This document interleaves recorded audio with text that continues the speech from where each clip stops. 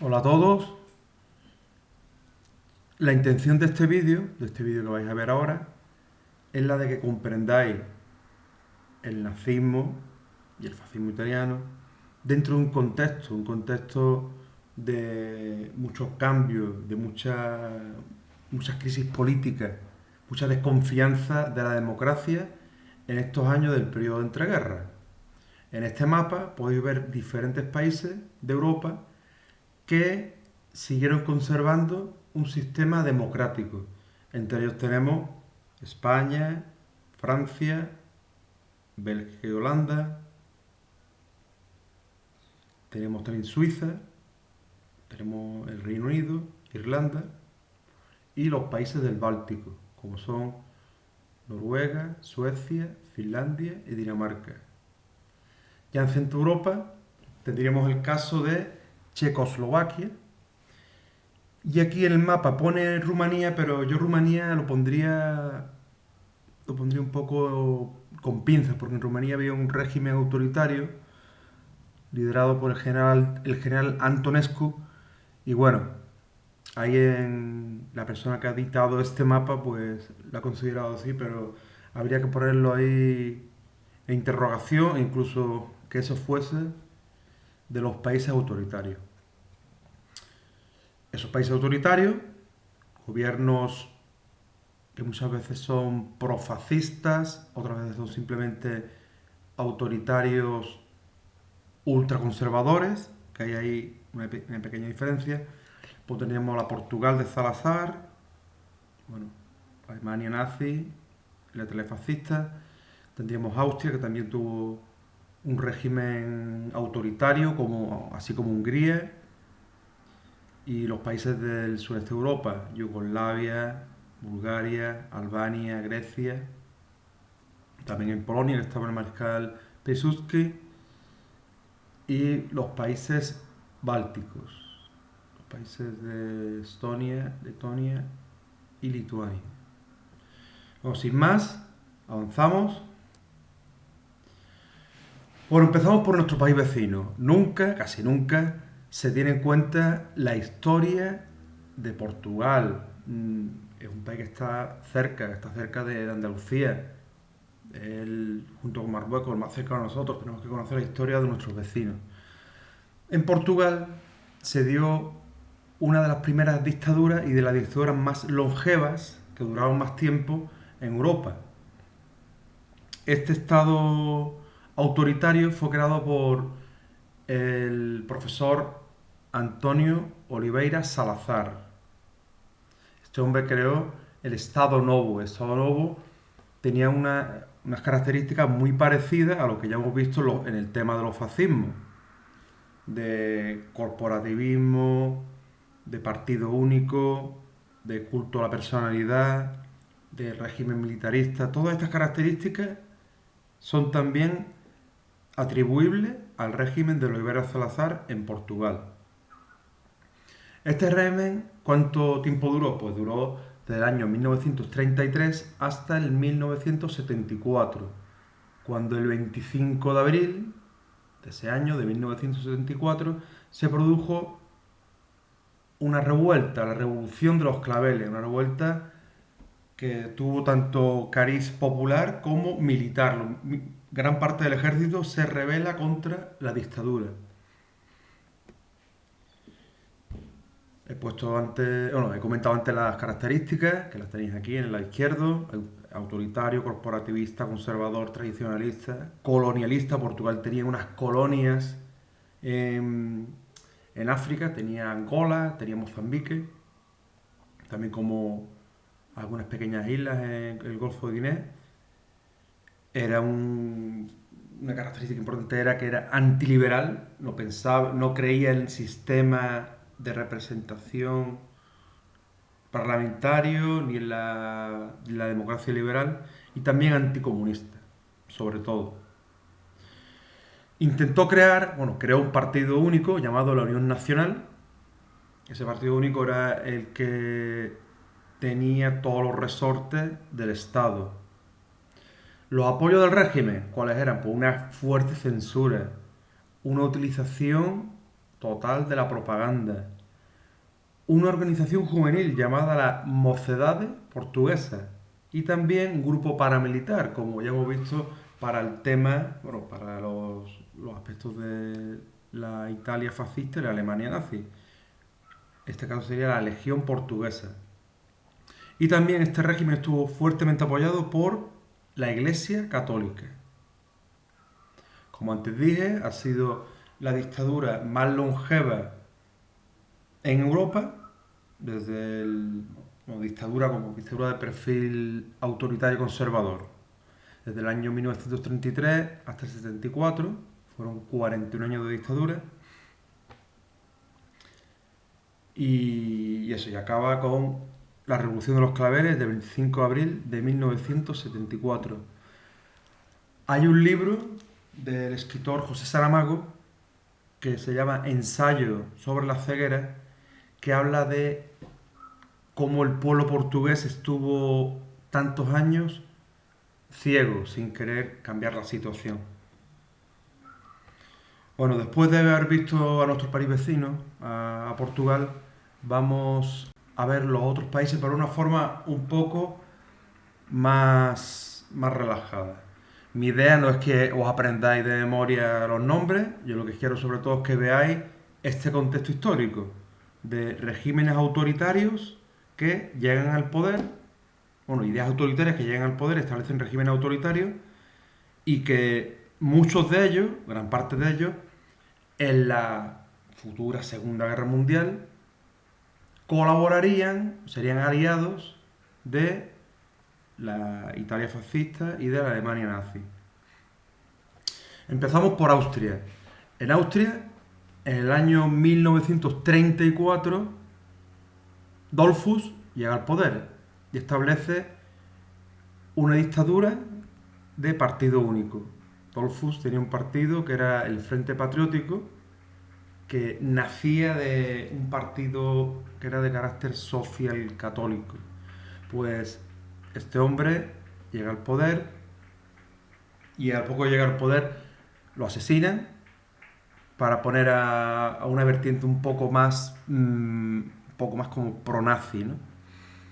Pero ya tenemos el primer caso de un régimen autoritario, régimen ultraconservador, ultracatólico. Se apoya en una organización paramilitar, que es la Heimwehr.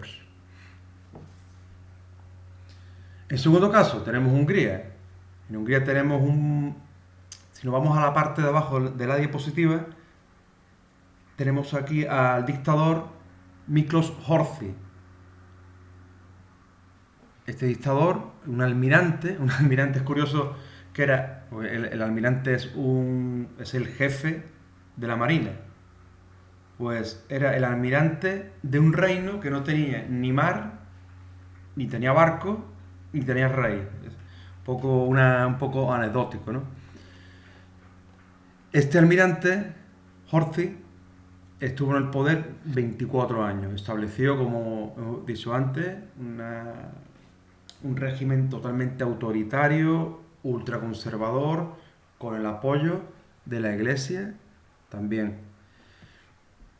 He puesto arriba el partido de la Cruz Flechada. Este partido era un partido de corte fascista, de corte pro-nazi, que durante ciertos momentos tuvo alguna influencia en el gobierno de Horthy, ¿vale? Pero no, el partido de la Cruz Flechada no estuvo apenas en el poder, simplemente en los últimos meses de la contienda bélica de la Segunda Guerra Mundial, entre octubre, perdón, hay un fallo, octubre del 44 y marzo del 45, estuvo varios meses en el poder, pero que el poder lo llegó a tener todo este periodo el almirante Horthy. Bueno, vamos ahora en esta diapositiva a ver los diferentes territorios que formaban Yugoslavia.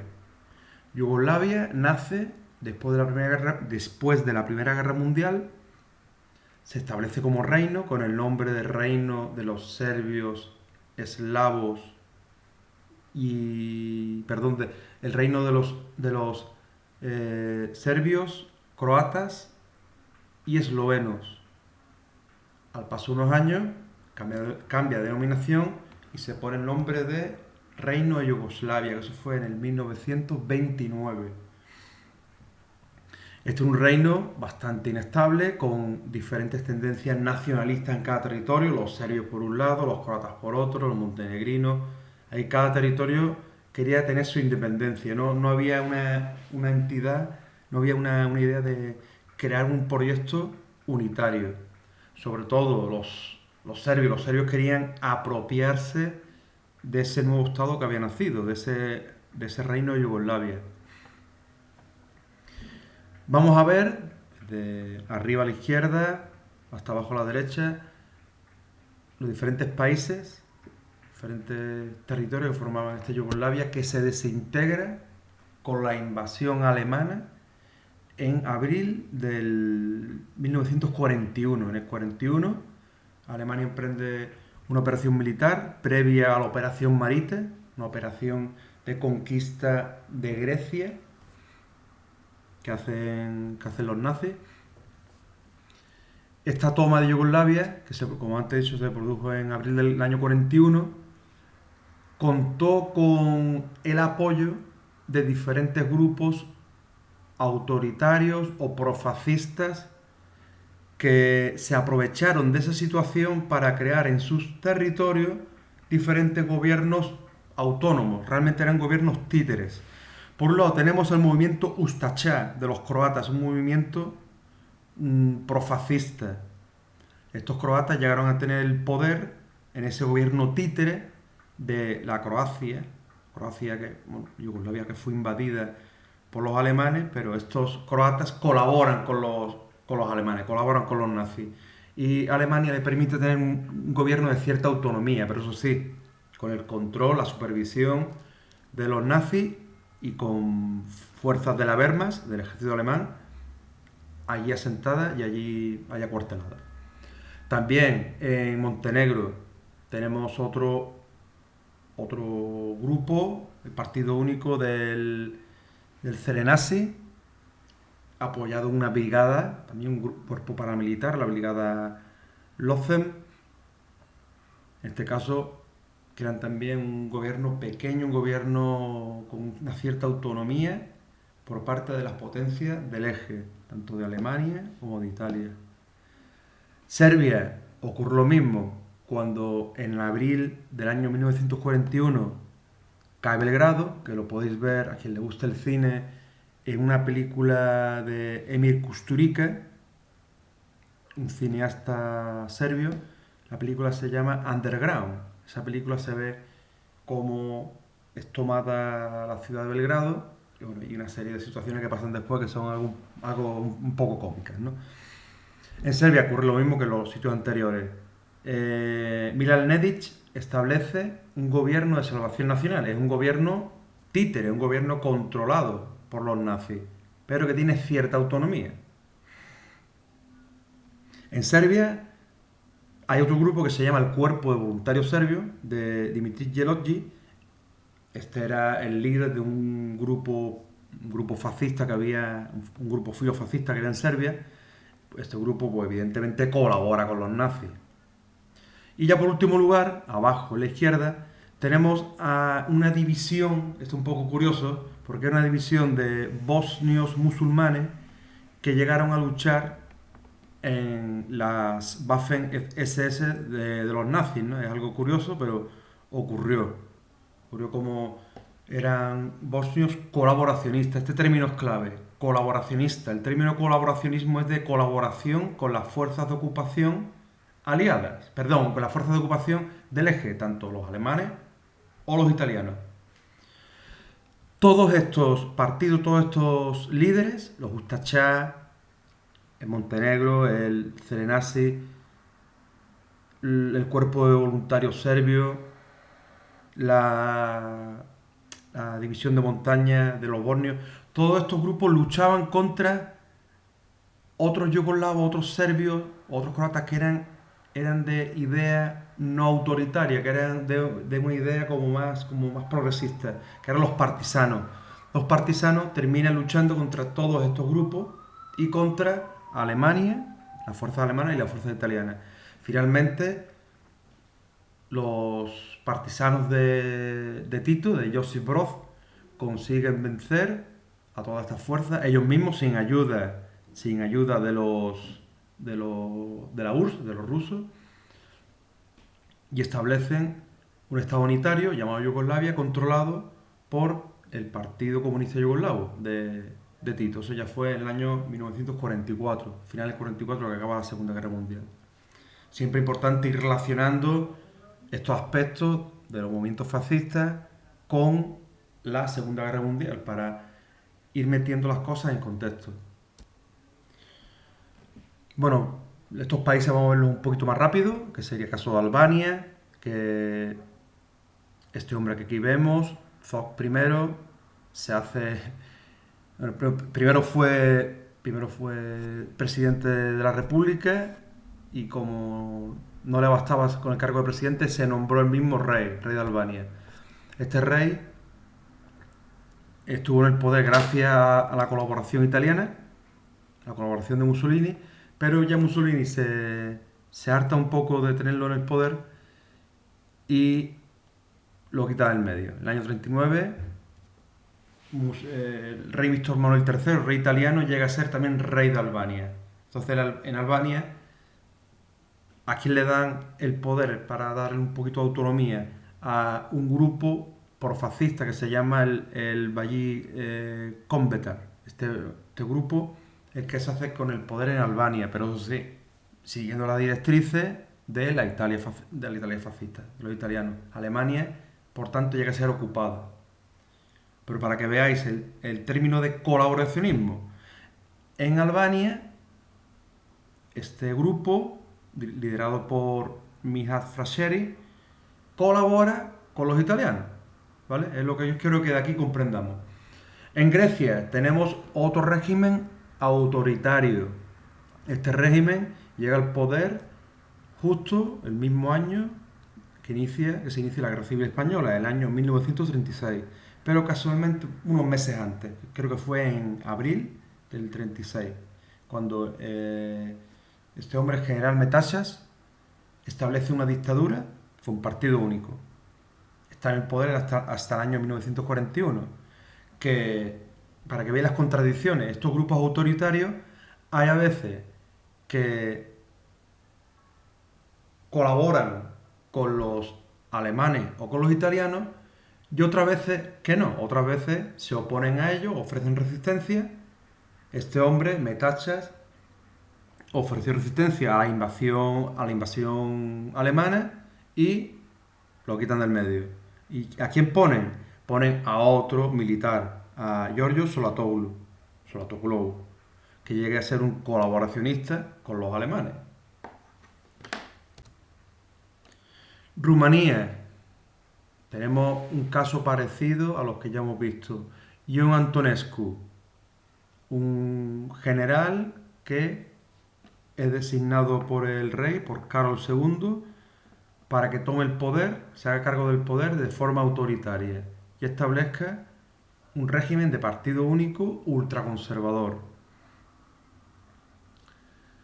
Este tal Antonescu tendrá, en Rumanía un caso curioso, tendrá tanto el apoyo como el enfrentamiento de este grupo que se llama la Guardia de Hierro, que es un grupo, este grupo es un grupo profascista. Al principio, Antonescu se apoya en este grupo de Codreanu, la Guardia de Hierro, pero como el grupo profascista de la Guardia de Hierro quiere más cotas de poder, finalmente Antonescu termina persiguiendo a estos líderes. Por ejemplo, Codreanu murió en una cárcel en el año 1938 y termina acabando con toda la cúpula de este partido fascista. Un poco para que veáis la contradicción, no todo es ni blanco ni negro, la escala de grises. Como los autoritarios, hay veces que se apoyan en estos grupos fascistas, otras veces que no. En este caso, Antonescu terminó liquidando a este pequeño grupo fascista que con el paso del tiempo llegó a tener un poco más fuerza en el Parlamento y bueno, lo que antes he comentado, que no era de su sintonía y fuera, eliminado. El caso de Polonia, otro general autoritario que se hace con el poder a mediados de los años 20, que se llama Józef Pilsudski. Este hombre venía del Partido Socialista, tenía unas ideas un poco más, por así decir, de izquierda, pero sale del partido y termina fundando también un movimiento único y consigue el poder. Y está varios años en el poder estableciendo una dictadura autoritaria, conservadora, católica.